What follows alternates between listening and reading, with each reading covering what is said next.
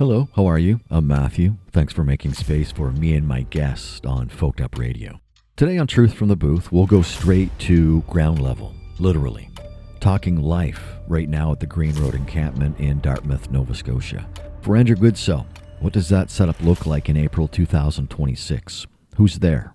Families, singles, seniors, working poor, people battling systems that seem designed to wear them down. This designated site will shut down in the future, and the question nobody in power seems eager to answer: where do people go when encampments go extinct? Do they disappear out of province, off the beaten path, into the woods, under bridges, in doorways, and into the shadows? We'll dig into the latest whispers around a tiny home for Andrew, and whether it's real progress or just more paperwork piled onto people already buried in bureaucracy. With the sun finally breaking through and double-digit temperatures rolling into the Maritimes, does that lift mental wellness even a little? Does spring offer hope or just expose more of the cracks? We'll talk about Andrew's busking season, origami conversations on the street, daily survival, missing belongings, cleanup efforts, and the thankless grind of trying to keep spaces livable while still being blamed for their existence. And then there's the brutal math of displacement. Quoting, when the cost of existing exceeds the cost of earning, displacement is the only outcome. That line hit hard this week, and today we'll unpack exactly what it means. Andrew's choice for a panel discussion, who's on stage, why there are no politicians in the room, and why lived experience storytelling may be the only truth left worth hearing. Plus, while the world watched Armistice II make waves in the Pacific and mark a milestone not seen since the last moon era, we'll ask a different kind of question. How much room is there for global headlines when you're fighting just to survive the next sunrise? This is Truth from the Booth, my 30-minute uninterrupted conversation with unhoused Nova Scotian Andrew Goodsell is next on Folked Up Radio.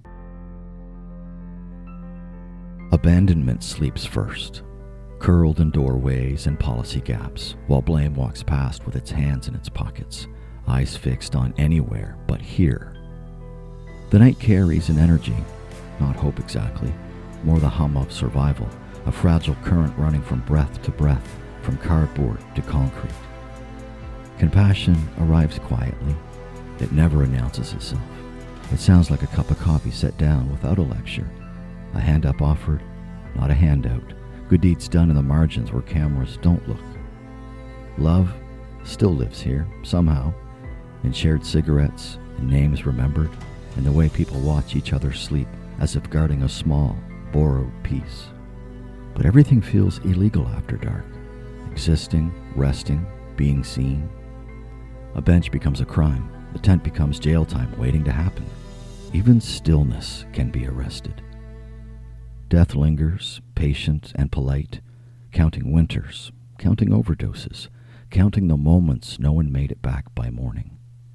And yet, each day is momentous because survival is not small, because choosing to wake up in a world that keeps walking past you is an act of defiance. This is not failure. This is endurance. This is what it looks like when fragility learns to stand, when love refuses to leave, and when compassion, even cracked and tired, keeps showing up anyway.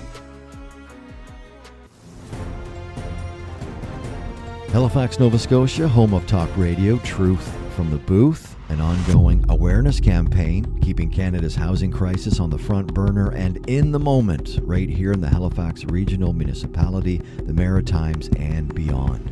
True, real-life stories told by those living it, existing in the streets.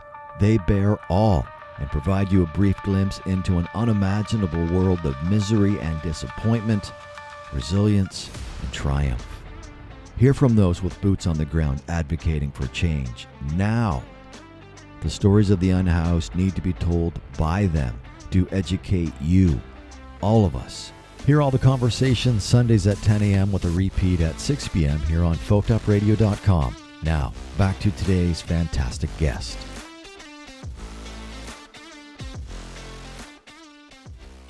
So let's get into this. Andrew, you've been on the show many times. I always appreciate your insight. So thank you again for doing this.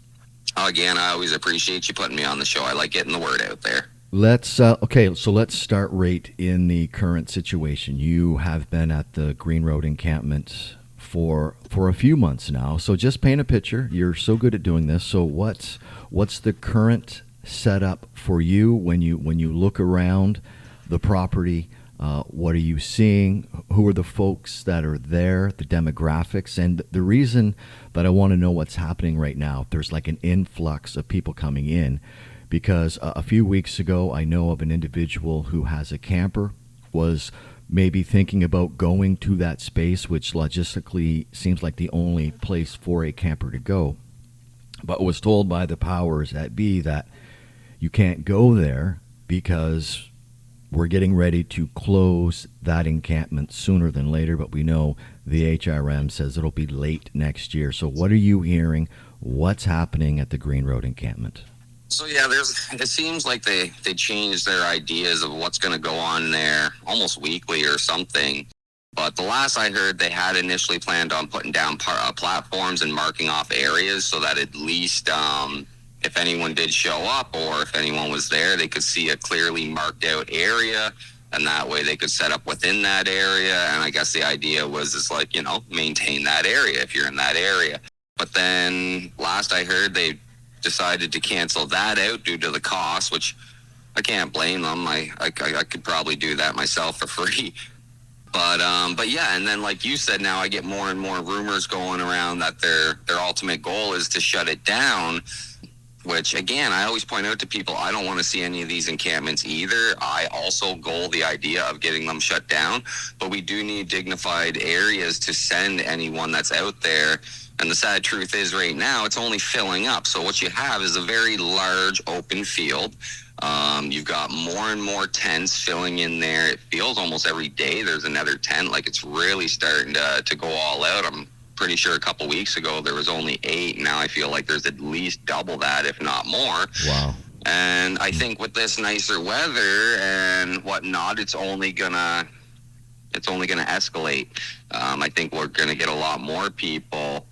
And it's a repetitive situation. We see. Well, that's just it, right? It's a constant circle. Yeah.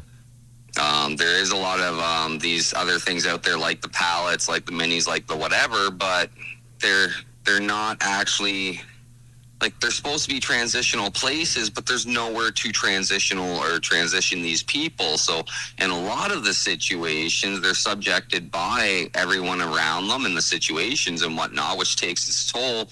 If you have someone that you strongly dislike and you can't get away from that person, which is the situation of every shelter out there, then, I heard this saying while I was watching anime yesterday, even raindrops will wear away stone. And I love that.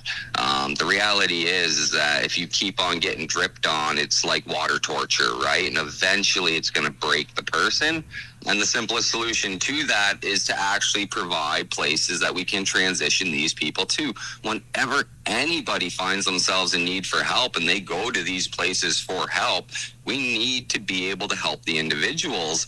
Again, a standing ovation here, Matthew, of a gentleman that's gone through all of the different resources, filled out all the paperwork through several organizations. We've gone over a couple of years now, me surviving these winters and whatnot, right? So it's just not right, and we do need to change things. What was and I just again, I always absolutely we need to change things, and we're going to talk about that in a little bit. But what was the weather like? What was the last month like for you? I feel for the most part that I've been pretty lucky. Especially the last week or two, because you can actually see the notable difference in the weather change. So as the weather gets warmer and warmer, it actually does a lot for me, and just my well-being. It makes me feel more comfortable about taking Dusty out for longer walks and plays, and I'm just not cold all day, so it helps a lot. I do got to point out that it's kind of like a catch-22, because as we get even hotter and hotter, it's already at the point where, for instance, yesterday at that 10 degrees, I wouldn't have wanted to be in my tent because it would have been too hot in the tent. And because we're in a fully exposed open field, there's no shade or nothing. So you're still getting hit by all the elements, and that sun is going to do so much damage to everybody's stuff. You set a tent in that sun every day for a month, and then we get an East Coast windstorm. It's just going to rip every single one of those tents apart. The sun does so much damage to stuff, and people don't realize it. But if you got no shade or whatever to protect your stuff, that sun is going to chew it away. What areas in Dartmouth are you thankful for? Structures where you can actually get inside and get out of the elements, Andrew? No, that's right. So my favorite structures around here, Alderney Landing is amazing. It's a big open area. There's lots of spaces that I can relax, feel at least relatively, out of the way. It's got areas where I can avoid any drama that's going on. If there is drama going on, it's a power source, it's warmth. And it's good, friendly people. There's a lot of community around here because of the library and the market and, just almost everything around here. So I find that it by far is one of my favorites. I'm also a huge fan of Margaret's house. Not that I actually stay on the property at all because of the way it works, but it does keep food in my belly throughout the week and even a little on the weekends. Today's a great example of how difficult it is to eat, because there really is no places in the downtown core of Dartmouth on a Saturday for sure to eat anything. So you either got to save stuff through that you acquire throughout the week, or figure something out, right? Would you have to make a trip to the Halifax side of the harbor, or would you just stay in Dartmouth? Well, so today's a great day to show that as an example. There is a meal that I know of on the Halifax side. It's between 4 and 5, I believe. But we also got to recognize my weather forecast and getting there and back. And the question really is that meal worth the effort to go through during a rainstorm, for instance? Because by the time I get there and back, Dusty's completely soaked. I'm completely soaked. And we've got a small tent to go into. It's not like I've got an area where he can just lay down and dry quickly. Can you, sorry, Andrew, can you quickly tell us when you were going to get a meal from Margaret's house or an organization here on the Halifax side, what are you getting? So at Margaret's house, they give you a bag of food every day between 11:30 and 12:30, and it comes with quite a bit. It comes with a meal, comes with some snacks. I know every Friday they try to put 2 meals into the bag because they know there's nothing throughout, and that's normally where I try to save the extra meal for a day like today. And then I can't think of anything else in the core area of Dartmouth anyway, the downtown core, for food. I know that there's a couple places, if you look at the Dartmouth food calendar, which you can find at the library, there's a couple spots, but they're, again, quite a ways out of the ways, right? So if I want to make a 2-hour trip for a meal, then I can, but that's a lot of effort for a meal. So I got to be pretty hungry to do that if the weather's not permitting. But it's a gorgeous day. It's fun to walk around and hit up those places anyway. Mm-hmm. And with the better weather coming, I'm much more viable to do that kind of stuff. Okay, I just want to put a button on what it looks like at the Green Road encampment. I know you keep to yourself. I know it's best for everyone just to mind their own business, but can you give me a sense, like, are there any elderly people there, married couples, any kids, like demographics, just to button this up? Who's over there? So what I see, it feels like a selection. You do have a couple elderly people up there. You've got at least a handful of couples. It feels like a lot of them are younger couples that do have, their own issues going on. But I can only, again, remind everybody that if you find yourself into this situation to begin with, it's probably easy for these young people to feel like they don't have a future. So, they lean towards drugs and alcohol and that kind of lifestyle. I think mostly because a lot of them just feel lost and that there is no beneficial future for them that they could handle, right? So again, it's heartbreaking to me, but I honestly believe that's why the majority of people tend to get into this situation. It's just because they don't have a good community or a support system, and society standards now are, clear to everyone. They're abusive. Everyone's feeling the burden of, inflation, taxes, you name it, right? So Can you talk to me quickly about you have like I have personally seen you bounce around from designated encampment to designated encampment. When the HRM finally drops the hammer and says no more encampments, where do you go? Do you go out of province? Do you go off the beaten path, or if things change drastically within the next week, where does Andrew Goodsell go? I think most people, myself included, will do what they've always done. It will be more off the beaten path. So you just try to find that small area that's kind of hidden or out of the way, and hope for the best. Because if they close down these encampments and push that as the new ideal, which again, I want to remind everyone, I don't want to see these things either. But we do need dignified places for people. Where are these people going to go if you close these things down? We have done nothing. I'm talking to the outreach workers and stuff. We have done nothing towards public housing here in the HRM. The only thing we're doing is minor support for the, again, 28 organizations out there, but they all focus on a minority. And again, these tiny homes are just another great example. I went and I filled out the exact same paperwork, Matthew, that I filled out with the previous 4 large name organizations, and then was sent back. I didn't even get a viewing of the home or guarantee that I was going to get one. So I don't understand why I spent, again, an hour getting there, an hour getting back, and the time in between to fill out some paperwork that I've already filled out 5 times. How frustrating is that? And where's your level of trust right now Well, with those organizations? so it's beyond frustrating, Matthew. This is what I say that people need to understand, is that when people get into these situations, this is the kind of stuff people deal with. And this hasn't been since COVID. This has been way before that. Like, this is an ongoing problem that we know exists, and we just choose not to fix it because it's too important that we focus on the maximum amount of profits that we can make off of people, instead of the maximum quality of life that we could give to people. And again, we're just so capable. The human race is magical. You know, the westernized world is proof of what we can do. So it's really heartbreaking to see where our westernized world is at.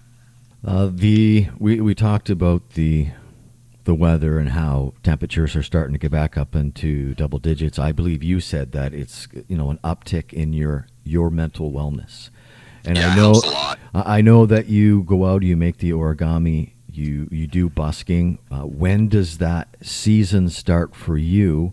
And just as you're going out and setting up in different locations, what are some of the daily obstacles that are in front of Andrew Goodsell, and what systemic obstacles? And I think you probably touched on that with just your continuous paperwork involvement and ongoing conversations about tiny homes and pallet shelters. So obviously lots of obstacles in front of you, yes? Oh yeah, I think that it's always an obstacle, right? Even with the origami, it's trying to keep everything in good condition. I just actually had my origami board returned to me. My tent that got blown away in the last storm was finally found. And the reality is the board was completely destroyed. And that was the day after. Like, I had bought all the materials and stuff for it the day before, had it all set up. That storm hit and my board got completely destroyed, right? So now I can make another one, but it is a little bit of money, not a lot, but a little. And it's the time and effort to do it. And it's acquiring the stuff as well. And then obviously I've got to get to these places. So I've got to take all my stuff and then double it up. It's not like I can just take me, Dusty, and my board, which would be awesome, but I got to take anything that I'm actually worried about. So any supplies, whether it's a headlamp or my little radio or you name it, if I'm at all worried about it, it's got to go in my bags, and I got to carry those around as well. What's the worry? What's the worry, Andrew? I mean, I know the answer, but what's... For theft, easy. I've had so much stuff stolen from me these last couple of years, because the reality is that the bigger and more people that wind up in these encampments, the more likely you are to get individuals that really just don't care, and those few individuals will ruin it for the rest. So they will slash up your tent because they're bored, or steal all your stuff because they're looking for a new fix or whatever. And well, it's a tent. You can't protect anything in a tent, right? It takes anything slightly sharper than a blade of grass to open up a tent. Well, you know better than anyone that being tidy around your own space can come with consequences. Like, other people might not necessarily want you to be that tidy, and that just goes back to the fact that there's so many different energies on this property. No, it's so But you're true. a tidy person, right? You're a tidy person. Well, I try to be very tidy, and I tidy up not only the area and around me, but as much of the area that I can without feeling like I'm impeding towards someone's space. So if I get too close to anyone else's tent or camper or whatever, then that's where I stop, because you're right. Next thing you know, just picking up a piece of trash too close to someone might trigger that person. They feel like that thing's special or whatever. Then, you know, you really do got to worry about that stuff. I'm not looking to trigger anyone. I want everyone to be as happy and safe as possible.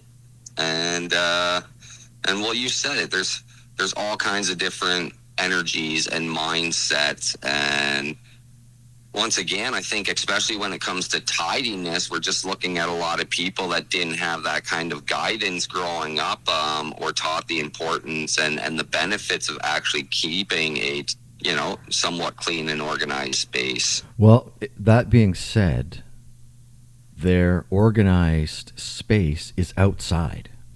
And it's not organized. Like, the city never actually did do anything when it came to platforming or marking or anything, right? So I don't understand why they wouldn't have done that right from the get-go. Like, the minute they decided they were designating a space, you should have had someone there with some caution tape and some sticks, and you could have easily marked off, the entire area to the point where it would have looked very clean and organized, given everyone an idea of where they should be setting up and stuff, and it would have cost pennies to do that. Oh, absolutely.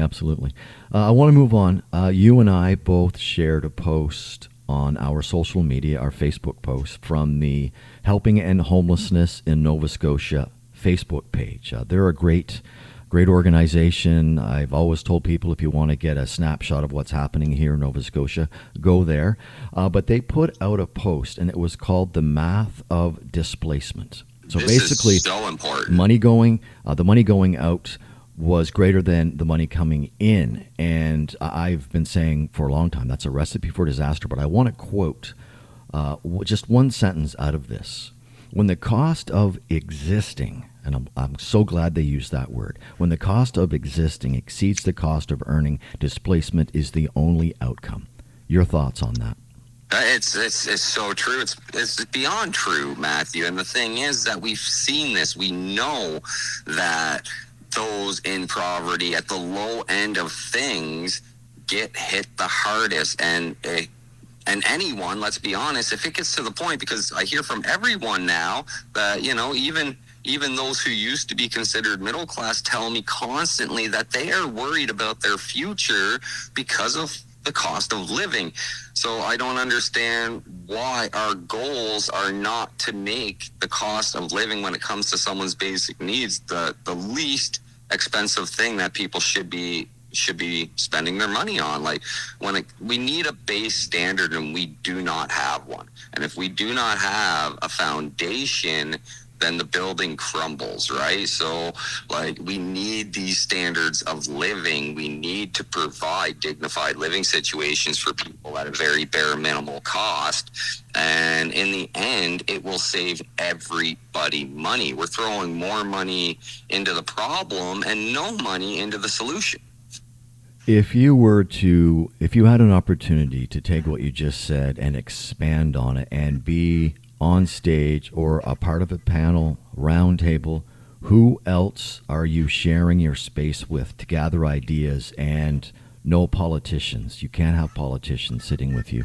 Who do you have up there with you to help explain what's going on to an audience that needs to be educated in this? I feel like the ones that do the most education are probably the resources that are currently out there. Places like the Salvation Army and stuff are constantly advertising the problems. But again, we seem to invest money that we're putting to these organizations into more of the problem instead of the solution. We know the solution. The solution is dignified living situations. You're going to prevent so many issues by making sure that people have a safe, dignified situation. And I always remind people about Maslow's hierarchy of needs. Like, this is something that, you know, we've known for a very long time. Once you have your safety and security met, you can move on to the next step and just continue to grow. Oh, absolutely. Absolutely. You just hit the nail on the head every single time. That's why I love having you on this program. Just a couple of more things, and I'm going to summarize a Facebook post that you put up. Is it your belief or your strong opinion that private investors and organizations are setting up shelters just simply to make money? At this point, I hate to say it, but I feel that's exactly it. I feel like homelessness has now become a profit for so many, like right down to the hospital. Again, everyone learned, I think it was last year or the year before, that a homeless person going to our hospital is being charged $10,000 more in taxes than someone who's housed. And then again, once you find yourself homeless, the odds of getting yourself into the hospital are increased exponentially. So right there, Matthew, from what I see, that one little tiny thing, if we switch this around, would save the taxpayers ridiculous amounts of money. And then I also point out, I don't understand why things like the tiny homes, which to me it's a bare minimum. I look at the tiny home community, it's the only thing I've seen HRM do in over 30 years that is respectable towards a low wage earner, and it's not considered permanent either. Their idea is that you're there and then you get out. And I'm like thinking to myself, well, no, we need a permanent standard. And if someone gets into a good enough condition that they can then get out of that situation, then they're out of that situation. You know, most people want to upgrade and stuff in life as they go on, but you can't upgrade if you don't have a standard, and we don't have a standard. Well, we don't have any place for people to go, right? No, well, we do. We've got these shelters which are proven to actually increase the odds of drug consumption, alcohol consumption, or mental breakdown. The three things that we all want to prevent. Public housing for all. Public housing for all. That is so important. And I really got to stress the all factor. Singles, couples, I don't care where you're from or what the deal is. At the end of the day, you deserve a dignified living situation. And I believe if we provide that, people will do their best to be their best. You know, obviously it takes all kinds of things to make this world go round. And, you know, you can never believe that I can never believe that we'll completely get rid of drug addiction, alcohol addiction, and mental breakdown. But I strongly believe, right down to the core of my heart, that we can do a lot of simple things to really improve and prevent those kind of things. Oh, absolutely. I've been saying for a long time, and, you know, I put videos up on my social media, professionals reiterating what I've been saying just by walking the streets. My post-secondary education is 2 years of radio broadcasting. I'm not a psychologist. I'm not a journalist. I'm a concerned citizen, and this is not a political issue. This is an absolute humanitarian crisis, and I want to be on the right side of this, obviously. Well, and that's just it. I say it all the time. My uncle posted something on Facebook and made me feel the impression that, again, I'm just being stigmatized as, you know, every homeless person out there is a lazy, boring individual with probably some kind of mental or drug addiction. And it's like, well, no, the reality is that at the end of the day, I'm a man of principle. I know what I'm worth and I know what I deserve. And if I can't get those basic things met, then as far as I'm concerned, those people in my kind of situation, they can't get it met. We're only making things worse. So why not build things more like the tiny home community, or buildings that are dedicated towards singles and couples? We can move everyone into these places, open up the current family homes, move people into those, right? Like I know we've got a lot of resources already out there, and we can't move the people in for the families because, singles and couples are in the public housing that was built over 30 years ago. So let's build up some new, buildings and units and whatever that are for singles and couples, move all of these people out on the streets into those places, because again, I'm sure the people can see the majority, 99% of people out on the streets are singles and couples. And then the other 1% of families that we're still unable to help can easily be helped. Everyone's housed. No one's out on the street.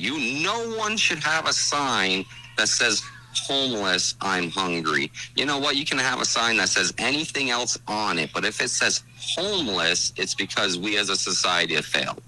I completely agree, and I always appreciate your input, Andrew Goodsell. One final thing.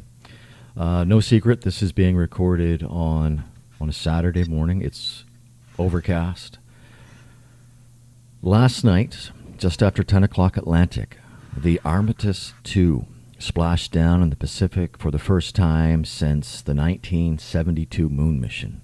I believe we went farther than we ever have around the moon. We absolutely did. A lot of first in that journey. So I'm just wondering, you obviously know about that, but how up to date are you with global news? Well, again, I'm fairly up to date. I probably should listen to the radio more and more, because I do find that it has highs and lows. But yeah, right now I do know that we've got more wars going on, that it feels like we're doing our best to, again, just push the division, instead of trying to really push the uniting. And again, like you said, here we go, wrapping ourselves around the moon for fun. But yeah, we can't provide housing for anyone, it seems, in the westernized world. I push westernized world because, it's not just Canada, and the whole westernized world works together. Our bosses work with their bosses. Mark Carney is a great example of a guy who isn't able to vote on a budget. Same with John Lohr, which really bothers me because he was the housing minister who is now our financing minister. And yeah, I don't know. The whole thing just breaks my heart, and I'm sure you and your listeners can imagine that those are triggers for me when my prime minister and my, a housing minister and then finance minister choose not to vote on a budget. Well, stings a bit. There you go. Yeah, absolutely. Did you, just one final thing, and this just popped into my head, did you get a chance to have a final conversation with Todd Vigneault before he retired? No, unfortunately, I don't think I did. I got to listen to one of the last shows that he did. I think it was officially considered his last show anyway, and he was talking to a few of the people and giving thanks and that kind of stuff. But as far as I wish you well in your future endeavors, I never did. I'm wondering if do local DJs make enough money, even your primetime spot? Even if you've done 25, 30 years, do they make enough money to retire? That's because I know when I did radio, it didn't pay well. Well, the one thing I can say is that I know that, well, Dan Alstrand's a great example, the new host of the newest show that's taken over for Todd Vigneault. He mentions all the time that he makes over minimum wage, decently so. He also mentions all the time that he is constantly worried about the cost of living, that he can't even go into a grocery store and feel good about it anymore. Okay. So when you got a guy like him who has been working in that field for that long to actually make what would be considered a living wage or better, and he's constantly saying that it's an issue, well, there you go. Well, you know what? I'm glad that he is, and I think everyone who has the power or the platform, we have to tell people it's an issue. Andrew It's Goodsell, so important. Absolutely. It's so important. Absolutely. Andrew Goodsell, always appreciate your time. I know our paths will cross sometime within the next week or so, for sure. Thanks for doing this. Thank you, Matthew. You have a wonderful day. And now for something completely different. Just after 10 p.m. Atlantic Friday night, April 10th, the world looked up again. For the first time since the last moon mission back in 1972, Armistice 2 came back home from the Pacific, and for a moment, humanity remembered what it looks like to aim higher than survival. This wasn't just rockets and headlines. This was proof that even in a world drowning in crisis, housing, war, addiction, poverty, division, we are still capable of building something bigger than ourselves. Space missions don't stay in space. The technology, the medicine, the engineering, the communications, it all comes back down here, into our hospitals, our homes, our daily lives. But maybe more than that, it gave people something we've been running dangerously low on. Hope. A reason to lift our eyes from the pavement, the bills, the bad news, the phone, the grind. And here in Canada, with astronaut Jeremy Hansen on board, it hit even closer to home. Because sometimes humanity needs a reminder that we're more than the mess we're living in. Sometimes we need proof that the impossible is still possible. The moon wasn't just a destination, it was a mirror, reflecting what we can still become. I'm Matthew, host of Truth from the Booth. Let's get you back to your Sunday soundtrack on Canada's #1 folk station, 99.9 FM Perth Andover, and folkedupradio.com.